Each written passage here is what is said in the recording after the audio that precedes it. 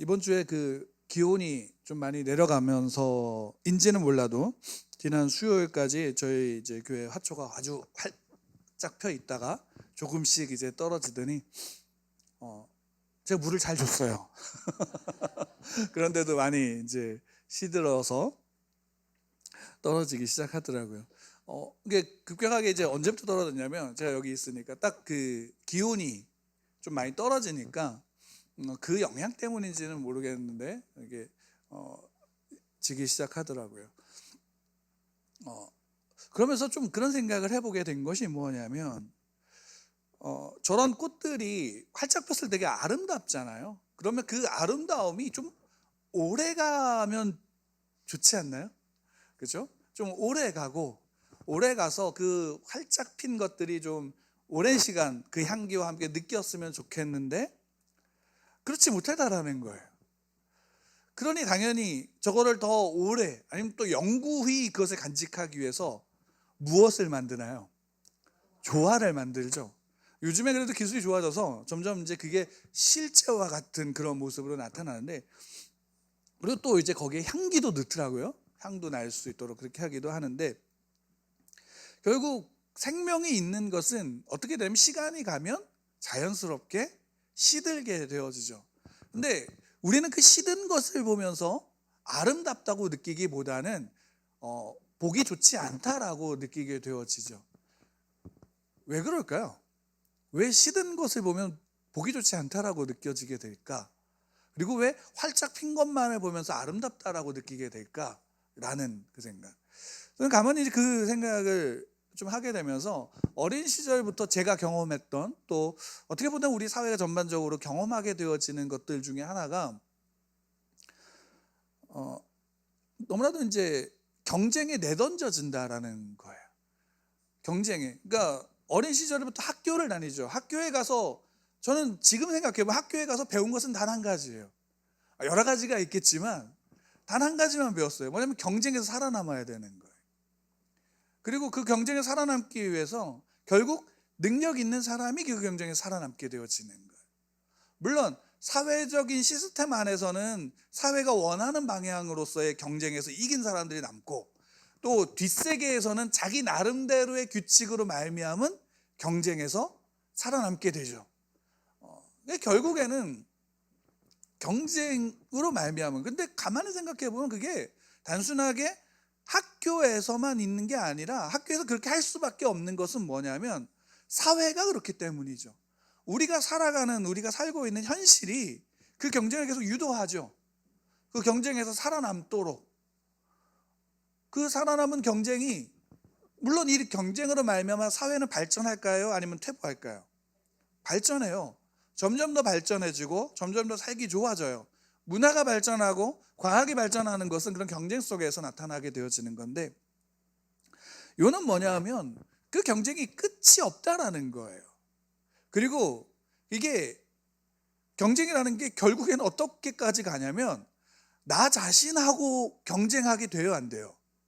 예전에 어떤 이제 버라이어티 쇼를 보면서 거기에 한 주에 한 2주 정도 나왔던 분량인데, 거기에 이제 뭐가 있었냐면 그 방송의 PD가 그 전해에 방송 이것처럼 이제 그 출연하는 사람들을 찍었어요. 뭐냐면 달리기 하고 윗몸 일으키기 하고 자기 체력에 관한 것들을 찍은 거예요. 근데 그 해에 방송하지 않고 그 다음 해에 방송하면서 그 해에 똑같은 거를 측정을 했어요. 몸무게 이런 신체 검사도 하고 또 체력 측정도 한 거예요. 그러면서 작년과 올해를 비교한 거예요. 어떠한가?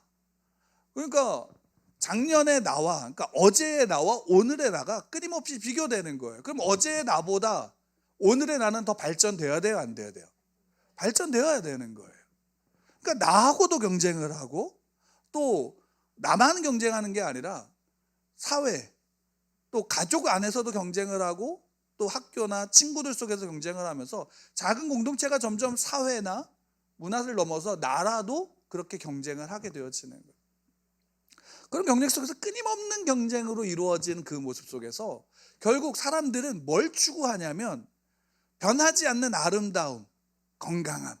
그러니까 사람은 언제를 제일 회상해요?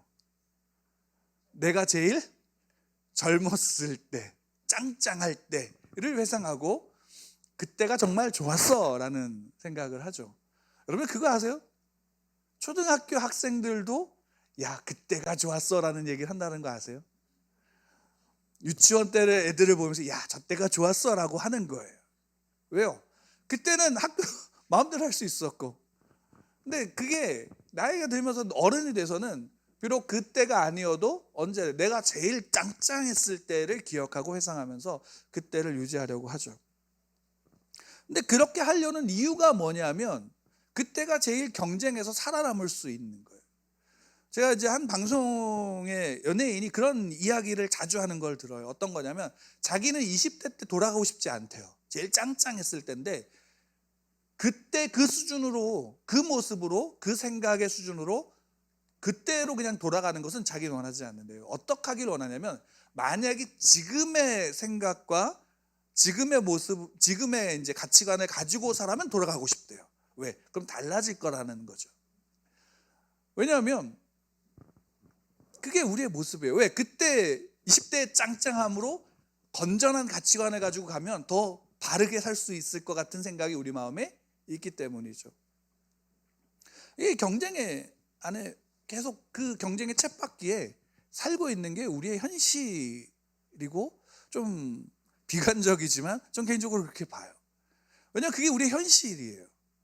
그리고 그 현실로 말미암은 경쟁은 결국에는 어떻게 되어지느냐, 끝이 없는 경쟁으로 나가게 되고, 그 끝이 없는 경쟁은 결국 자기를 파괴하게 되는 거죠. 자기 자신을.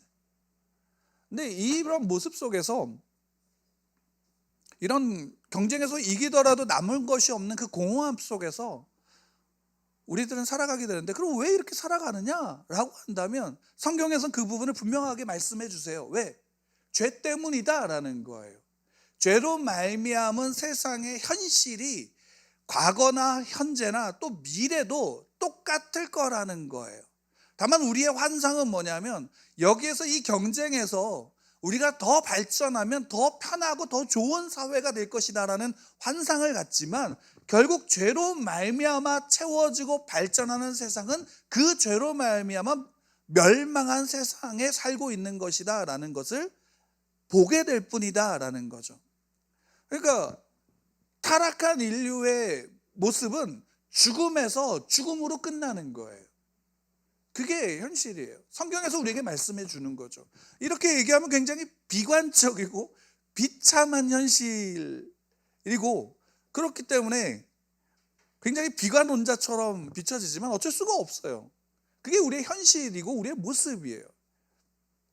물론 그것을 인간의 의지와 인간의 생각과 인간의 방법으로서 조금이라도 더 나은 방향으로 이끌어가고자 하는 사람들이 분명히 그 안에 있고, 또 그리스도인들도 그러려고 이 땅에서 있는 것, 살아가야 돼요.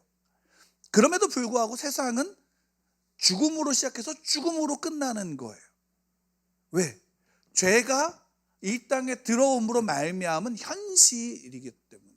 그러면 여기에서 벗어날 수 있는 유일한 길은 뭘까요?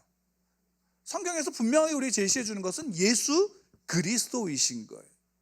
예수 그리스도로 말미암은 은혜가, 구원이 우리가 그 경쟁으로 말미암은 죄의 세상에서 벗어날 수 있게 하는 거예요. 이것이 우리가 예수님을 믿은 구원받은 사람의 구원의 모습이죠. 그래서 하나님은 어떻게 하시냐면 분명하게 우리에게 말씀해 주시는 것은 뭐냐면, 성경에서 끊임없이 얘기하는 게 뭐예요? 구약에서든 신약에서든 뭘 얘기하면 예수 그리스도를 얘기를 하는 거예요. 구약의 대주제는 뭐예요? 메시아가 오신다예요. 예수님이 오신다. 그 예수가 너희를 구원할 거야 라는 것을 끊임없이 언약을 통해서, 말씀을 통해서, 선지자들을 통해서, 때로는 제사법을 통해서, 율법을 통해서 끊임없이 우리에게 말씀해 주고 있는 거예요. 신약에서는 뭐예요? 예수님이 오셨다라는 거예요. 예수님이 오셔서 구원의 문이 열렸어. 근데 그 예수님이 또 한 신약에서 이야기하는 또 하나의 측면은 뭐냐면 다시 오신다라는 거예요. 왜? 그로 말미암은 온전한 구원이 예수 그리스도의 다시 오심으로 말미암아 하나님의 자녀들에게 임하기 때문이에요. 이런 은혜가 예수 그리스도로 말미암아 하나님의 택한 자녀들 가운데 주어진 거죠. 그러면 여기에서 이 믿음을 가지고 가는 그리스도인들, 교회, 성도들은 그러면 이 은혜를 누리며 살아가고 있는가라고 우리는 한번 생각해 볼 필요가 있을까요? 없을까요? 있어야 되는 거예요. 여러분, 그 은혜를 누리고 살아가고 계시나요? 그렇죠. 그럼 여러분들 참 복된 거예요. 그 은혜를 누리고 살아가고 있다는 게 참 복된 거예요. 다만 문제가 있는 건 뭐냐면 우리가 이런 은혜를 누리면서도 이 은혜 가운데 살아가지 못하는 것, 그거는 뭐냐면 우리가 어려서부터 죄 가운데 살았던 그 너무나도 익숙했던 경쟁의 삶의 모습이 우리 가운데 늘 남아있는 거예요. 그리고 이 경쟁에서는 늘 이겨야지만이 복이죠. 승리해야지만 복인 거예요. 승리하지 못하면 패배자가 되어지는 거예요. 여러분, 어떤 요즘에 젊은이들 가운데 예전에는 3포, 5포 점점 늘어나요. 이젠 7포, 몇 포인지 모르겠어요. 그러니까 그 안에서 포기하는 젊은이들이 굉장히 많아져요. 왜? 자기들의 삶은 이제는 그 경쟁에서 살아갈 수가 없는 거예요. 너무나 치열하니까. 그 치열한 경쟁에서 살아갈 수 없으니까 소위 말하면 금수저를 빼놓고는 흙수저인 사람들은 그걸 포기하는 거예요. 그러니까 경쟁이 치열해지니까 포기하는 사람도 그만큼 쉽게 포기를 하게 되어지는 거예요. 왜? 그 경쟁에서 이길 수 있는 수단이 자기에게 없으니까. 근데 놀라운 사실은 뭐냐면 하나님을 믿는 그리스도인들 가운데서도 이렇게 생각하는 사람들이 많다라는 거예요. 내 삶이 세상의 경쟁에서 똑같은 경쟁에서 이기지 못하면 마치 자기의 인생이 실패한 것으로 여겨지는 신앙으로 자기의 삶을 살아가는 거예요. 이게 우리 가운데 참 중요한 것을 이야기하는 거예요. 오늘 말씀을 보면 사도들이 감옥에 갇혔다가 하나님의 사자가 풀어줬어요. 생명의 말씀을 모든 백성에게 전해서 풀어줬어요. 풀어서 그 말씀대로 전했어요. 그랬더니 어떤 일이 벌어졌어요? 자유롭게 사는 게 아니라 사두개인들과 제사장들이 그들 데려와 라고 하니까 가니까 없으니까 어떻게 해요? 다시 잡아와 라고 말한 거죠. 그래서 잡혀온 거예요. 다만 여기에 이렇게 순하게 표현했지만 그래도 강제로 잡아가는 것은 다른 사람들이 반란을 일으킬까 봐, 그들한테 돌을 맞을까 봐 그래 그냥 우리랑 같이 동행합시다 라고 해서 데리고 왔지만 결국엔 뭐예요? 붙잡혀 온 거예요. 잡혀와서 이제 어디서 한 거냐면 그들의 이제 당시의 이스라엘 백성들에게서 최고 의결기관이라고 할 수 있는 공의회 앞에 쓴 거예요. 재판을 받는 거죠. 그리고 거기에서 하는 말은 뭐냐면 너네들 왜 우리가 전하지 말라고 했던 이름을 가지고 다시 전하냐? 그 사람 죽인 피를 우리한테 돌리려고 하는 거 아니야? 라고 하면서 협박을 하는 거죠. 근데 여기에서 베드로가 그 사도들과 함께 와서 베드로가 대표로 이야기해요. 사도들이 29절에 대답하여 이르되 사람보다 하나님께 순종하는 것이 마땅하니라. 너희가 나무에 달아 죽인 예수를 우리 조상의 하나님이 살리시고 이스라엘에게 회개함과 죄사함을 주시려고 그를 오른손으로 높이사 임금과 구주로 삼으셨느니라. 우리는 이 일의 증인이요 하나님이 자기에게 순종하는 사람들에게 주신 성령도 그러하니라 하더라 라고 말하고 있어요. 베드로가 이야기하는 거예요. 사도들이 이야기하는 거예요. 잡혀간 이들이 그 앞에서 당당하게 이야기하는 거죠. 저들의 한마디면 자기들은 죽어요. 왜? 이들은 최고 의결기관이고 이들의 이야기는 모든 이스라엘 백성들에게 공신력이 있어요. 그들이 하는 말이 사람들은 그대로 받아들이게 되어지는 이야기예요. 그렇기 때문에 그 한마디로 말하면 어떻게 해요? 죽게 되어지는 상황에 처하게 된 거예요.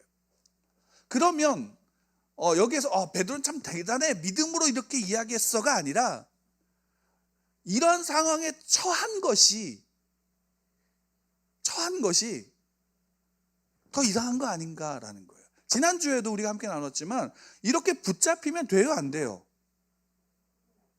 붙잡히면 안 되는 거예요. 소위 말한다면 사도들이 감옥에 간 것도 안 되지만 감옥에 갔어요. 그럼 풀려줬어요. 자유롭게 됐어요. 복음을 전했어요. 근데 그 결과는 또 뭐냐? 붙잡힌 거예요. 그럼 하나님이 이거 막아주셔야 되는 거 아닌가라는 생각이 들어요, 안 들어요? 그렇지 않아요? 나만 드는구나. 막아주셔야 되는 것으로 우리는 받아들이게 돼요. 왜? 우리가 생각한, 우리가 익숙하게 여겨왔던 경쟁 속에 살아갔던, 죄 아래 살았던 세상의 모습이 그러했기 때문이에요. 왜? 이것은 실패한 모습이고 이것은 뭐예요?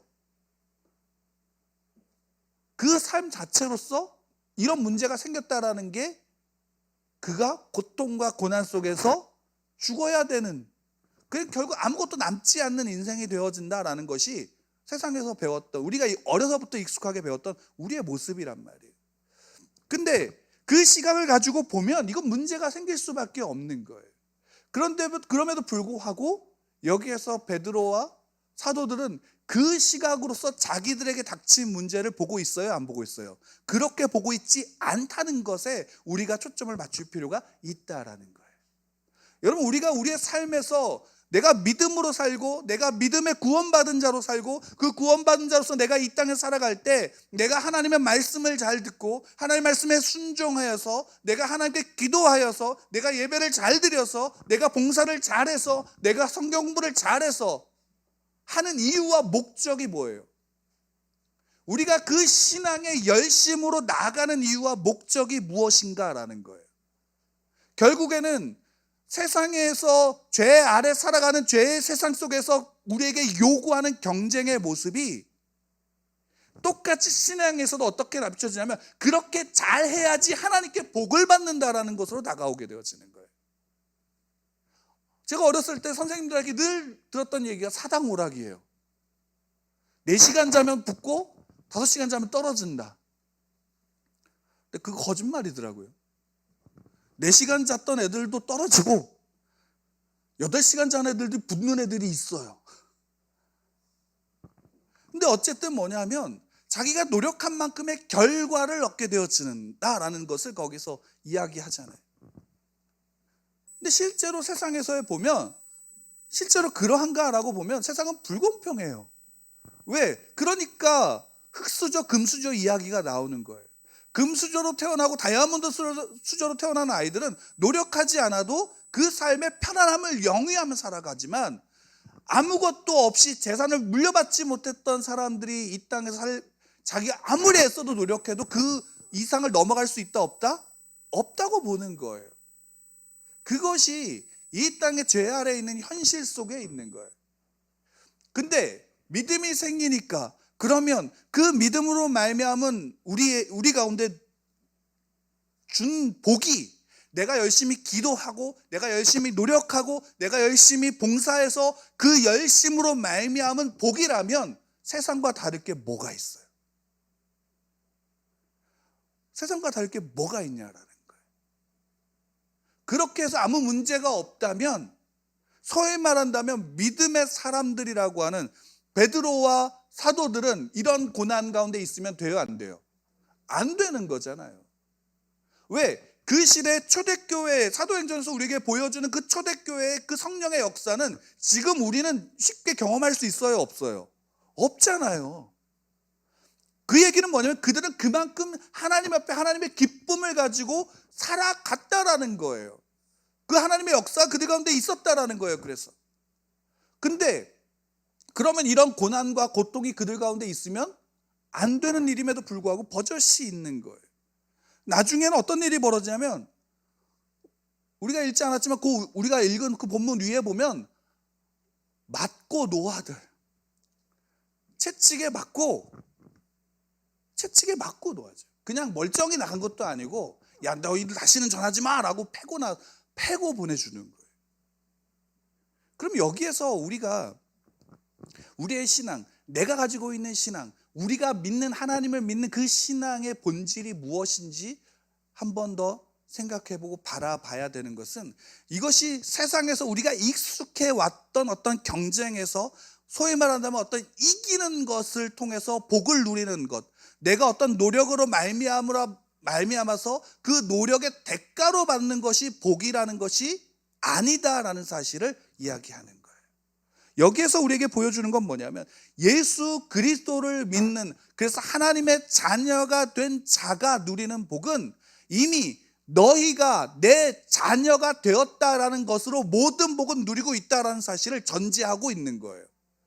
그리고 그 복은 너가 고난을 받는다고 해서 없어지느냐? 그렇지 않다라는 거예요.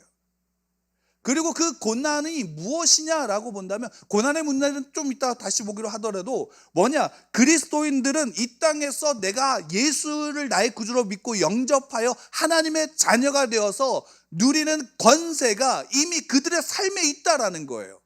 그 복은 내가 기도를 더해서 하나를 더 얻는 복이 아니라 이미 모든 복이 충만하게 여러분들 가운데 있는 거예요. 왜? 예수 그리스도가 모든 만물 안에서 충만케 하신 충만이 그에게 있는 것과 같이, 모든 그리스도가 이미 그리스도인들이 여러분들 안에 예수 그리스도가 계시기에 여러분들 안에 그 충만으로 가득한 거예요. 그 충만을 누리느냐 안 누리느냐는 내게 있는 것일 뿐이에요. 그럼에도 불구하고 우리가 기도를 열심히 해야 되고 예배를 열심히 드려야 되고 하나님의 말씀을 열심히 공부하고 배워야 하는 이유가 뭘까요? 그것으로 말미암아 더해지는 것이 아니라 내게 허락한, 또 내가 나를 구원하신 그분으로 말미암은 관계의 깊이가 더해지는 거예요. 그렇지 않나요? 아이가 부모를 어려서는 슈퍼맨으로 알죠. 애기였을 때는. 조금 자라면 뭘로 알아요? 아, 우리 아빠는 힘이 세로 알아요. 조금 더 하면 뭐예요? 우리 아빠 못하는 게 있구나. 또 조금 더 알면 뭐예요? 나랑 별거 없네? 다를 거 없네? 그 조금 더 알면 뭘 알아요? 나보다 못하네. 이게 어떤 인터넷에 떠돌아다니는 글에 그게 있어요. 그리고 나중에는 나이가 들면은 뭘 알아요?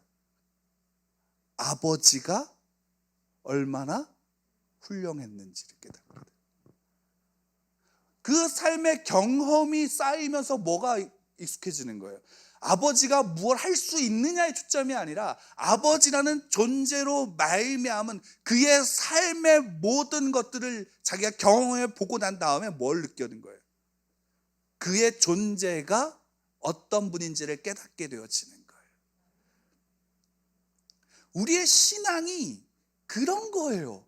우리의 신앙이 깊어진다는 것은 내가 얼마나 큰 복을 누렸냐가 아니라 내 삶의 모든 영역 속에서 얼마나 하나님이 내게 큰 은혜를 주셨는지를 깨달아가는 거예요. 그러면 내가 뒤돌아본 나의 삶 속에서 깨닫게 되어지는 게 뭐예요? 하나님이 나를 이끄셨다. 그리고 고백하는 게 뭐예요?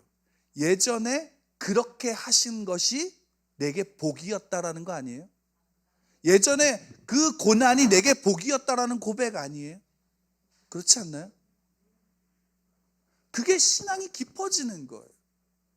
내가 뭘 더 가졌느냐가 아니라 내 삶의 역사, 발걸음 속에서 하나님이 어떻게 하셨는지를 깨닫게 되어지는 거예요.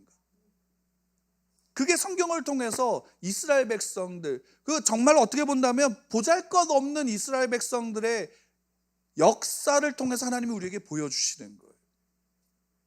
그들의 모습 속에서 보여지는 게 뭐예요? 그들이 대단한 민족이었고 대단한 복을 누렸냐라는 본다면 그렇지 않아요. 요즘에 어떤 분들 중에 유대인들을 되게 높게 보는 분들이 계시는데 그렇지 않아요. 성경에서 유대인들을 우리에게 보여주는, 이스라엘 백성들의 역사를 우리에게 보여주는 건 뭐냐면, 야, 이런데도 내가 내 백성을 버리지 않았어라는 거예요. 그거는 지금도 우리에게 마찬가지예요. 야, 너 같은데도 너같이 못난 자를 나는 버리지 않아라는 거예요.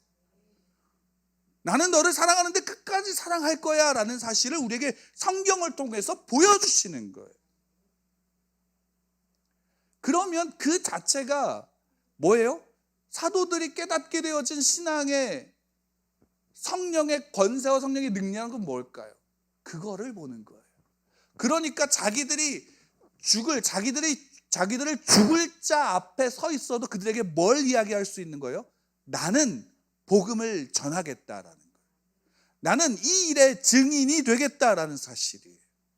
그리고 그 일을 누가 기뻐하느냐? 하나님이 기뻐하시는 거예요. 그 일을 하는 것이 하나님께 순종하는 것이다라고 말하고 있는 거예요. 여기에서 우리가 가져야 되는 우리의 신앙의 본질이 여기에 있는 거예요.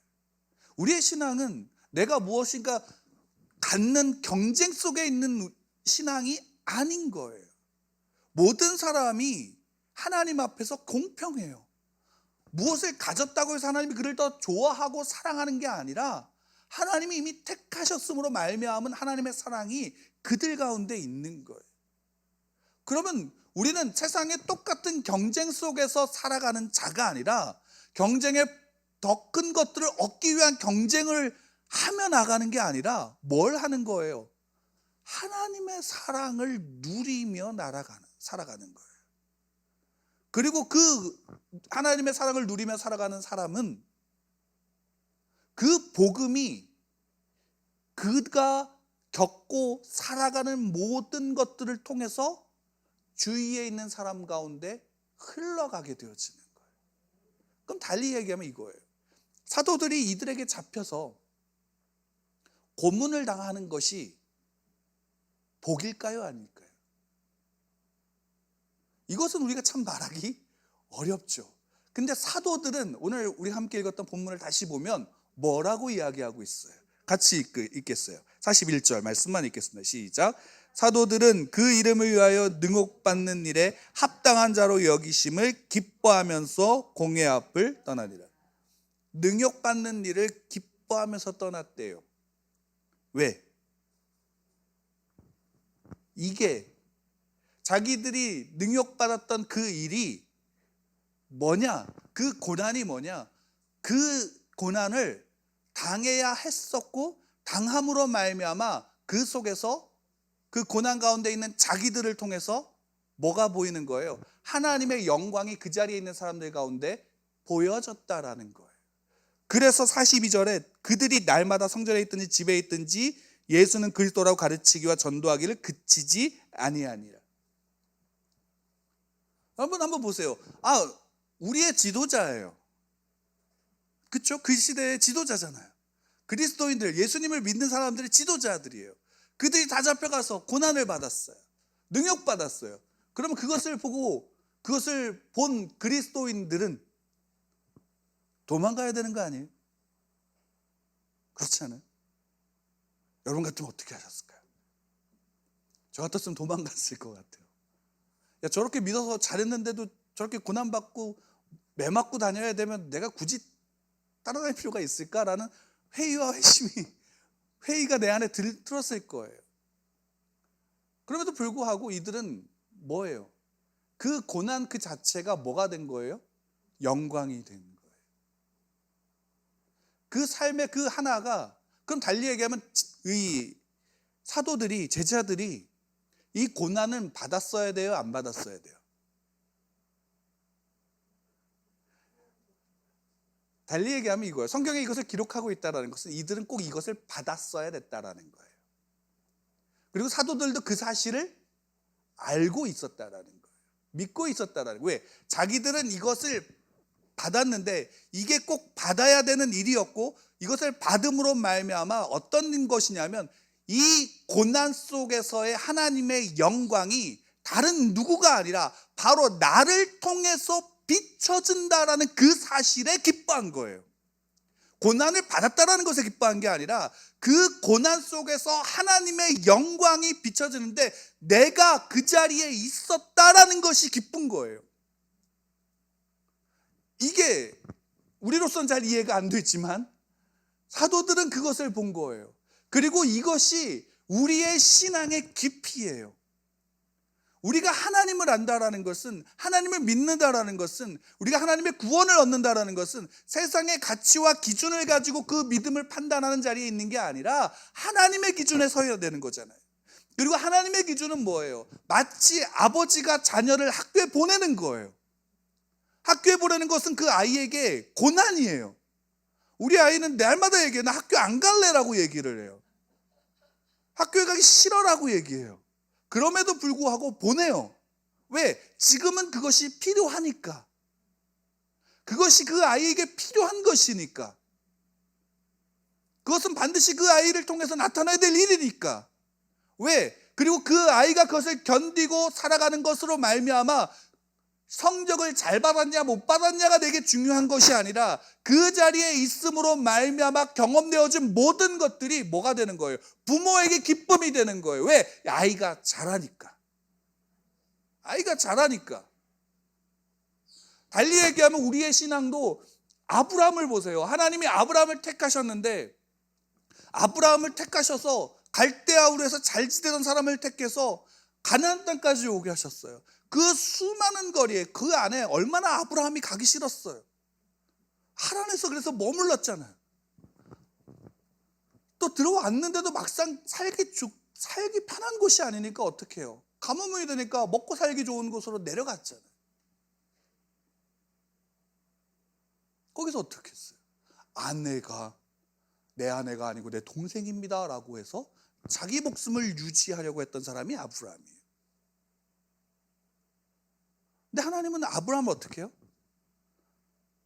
아브라함만 지킨 게 아니라 사라도 지키셨잖아요. 왜? 사라와 아브라함을 함께 본 거예요. 그러니까 아브라함을 지키셨다라는 게 아니라 아브라함과 사라를 함께 지키신 거예요. 아브라함을 부른 게 아니라 아브라함과 사라를 함께 부르신 거예요. 아브라함을 그 믿음의 자리로 세우신 게 아니라 아브라함과 사라를 함께 세우신 거예요. 왜? 그리고 그 안에서의 모든 것들 속에서 그 모든 고난과 역경이 아브라함에게 필요한 거예요? 안 필요한 거예요? 필요했던 거예요. 근데 놀라운 사실이 뭔지 아세요? 아브라함이 하나님을 온전히 알지 못했어도 그 고난 속에서 하나님이 그를 붙잡은 그 모습을 보면서 그 주위에 있는 사람들이 뭘 봤어요? 애굽의 바로가 뭘 봤어요? 하나님이 그와 함께 하신다는 걸 봤잖아요. 하나님이 살아계시다라는 것을 봤잖아요. 달리 얘기하면 그 아브라함의 발걸음 하나하나가, 걸어왔던 세월 하나하나가 비록 그에게 필요한 것이었는데 그것이 그에게만 필요했던 것이 아니라 그로 말미암아 주변에 있는 모든 사람들에게 필요했던 일이었던 거예요. 왜? 그로 말미암아 하나님의 영광이 아브라함을 통해서 흘러갔으니까. 근데 그때 아브라함은 그걸 알았어요, 몰랐어요? 몰랐잖아요. 그것은 결국 나중에 그가 고백하게 되어진 것. 아니, 후대의 그 아브라함의 모습을 보면서 히브리서에서 고백하잖아요. 믿음의 삶이라고. 하나님이 그를 믿음의 조상으로 만든 거예요. 그래서 하나님의 열심이라고 말씀합니다. 우리에게도 그 하나님의 열심이 있어요. 근데 다만 우리는 그걸 알지 못할 뿐이에요. 다만 우리가 그 속에서 한 가지만 우리는 붙잡으면 되는 거예요. 누구요? 내 소망이 하나님께 있음을. 예수 그리스도가 나의 소망임을 붙잡고 나가는 거예요. 내가 고난받는다? 그것이 내가 싫어서 내가 그것 때문에 고통받고 있다라고 하는 부분들, 그 모든 것들 속에서 하나님은 여러분들과 함께 하신다라는 그 사실, 그래서 그분이 예수님이 나의 소망이다라는 사실, 하나님이 나의 아버지이다라는 그 사실을 믿고 붙잡는 거예요. 때로 그 고통 속에서 우리는 구하죠. 이 고통에서 벗어나게 해달라고 구하죠. 기도하죠. 왜? 하나님의 손으로 말미암은 은혜가, 비록 내가 이해가 안 되기 때문에 여기서 벗어나게 해달라는 기도를 우리는 충분히 할 수 있어요. 그리고 성경은 우리에게 이야기해요. 기도해라라고 얘기해요. 왜?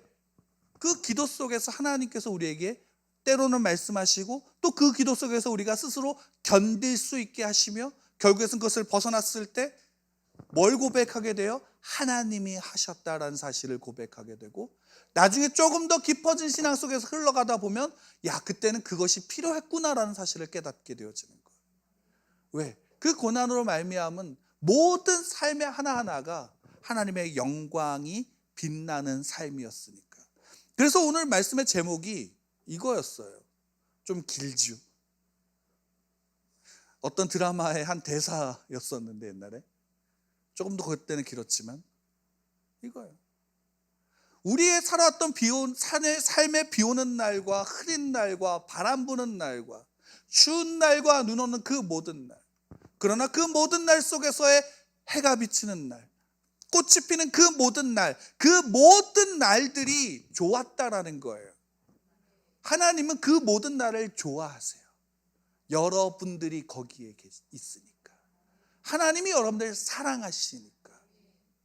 사실 그거 하나예요. 우리는 그 사실을 믿는 거예요. 그 사실 앞에 더욱더 우리의 신앙이 깊어지기를 바라는 것뿐이죠. 왜 하나님을 믿으면 하나님의 은혜가 기쁠까요? 왜 고난 능욕받으면서도 기뻐할 수 있을까? 우리가 꼭 다 이래야 된다, 모든 사람의 모습이 동일하게 이래야 된다라는 것은 아니에요. 각자의 수준에 맞게, 지금의 수준에 맞게 나아갈 뿐이에요.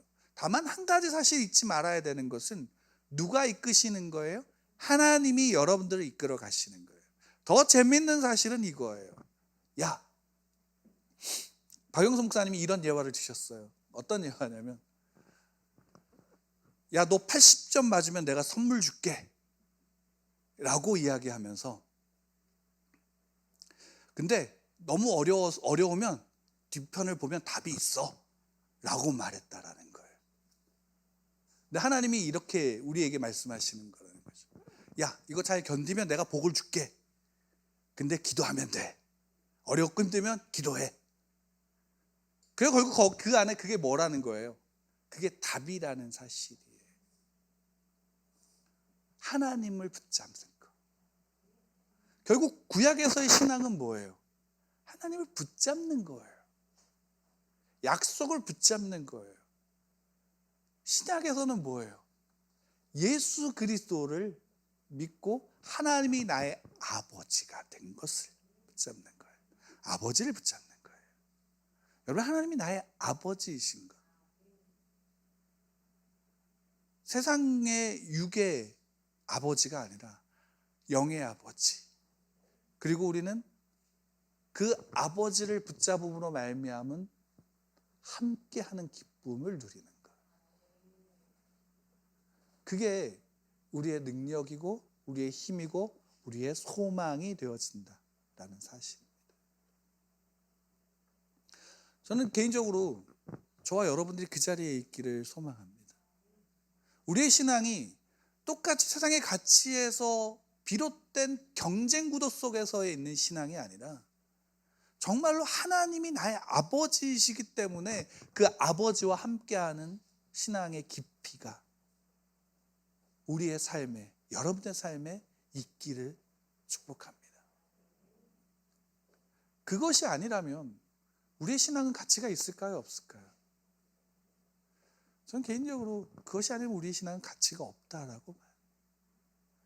다를 게 없잖아요. 똑같은 경쟁 속에서 똑같은 것들을 추구해 나간다면, 그래서 똑같은 것들로만 내가 복을 요구한 복이라고 생각한다면 다를 게 없잖아요. 모든 종교와 기독교가 다른 게 뭐예요? 여기에 있어요. 모든 종교는 다 하나 그 신을 찾아가야 되지만, 신에게 자기의 열심을 보여야 되지만, 기독교는 아니에요. 성경은 하나님이 친히 하나님의 백성에게 오셨어요.